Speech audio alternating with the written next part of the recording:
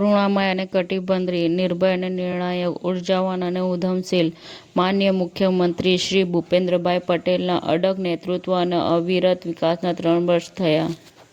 માનનીય મુખ્યમંત્રી શ્રી ભૂપેન્દ્રભાઈ પટેલના વરદહસ્તે નમો લક્ષ્મી નમો સરસ્વતી વિજ્ઞાન સાધના શિષ્યવૃત્તિ વિતરણ કાર્યક્રમ. છોટાઉદેપુર સાંસદ જસુભાઈ રાઠવાની રાષ્ટ્રપતિ ભવનમાં રાષ્ટ્રપતિ સાથે મુલાકાત થઈ. સંકટ વચ્ચે ઇન્ડિગોની મુસાફરો માટે વળતરની જાહેરાત કરાઈ. રાયગઢ ખાતે આવેલ શ્રી એન.જી. જોશી હાઈસ્કૂલમાં આત્મનિર્ભર ભારત કાર્યક્રમ અંતર્ગત વિવિધ સ્પર્ધાઓનું આયોજન તેમજ ઇનામ વિતરણનું કાર્યક્રમ યોજાયું હતું. મુખ્યમંત્રી શ્રી ભૂપેન્દ્ર પટેલના સેવા સંકલ્પ અને સમર્પણના 3 વર્ષ થયા.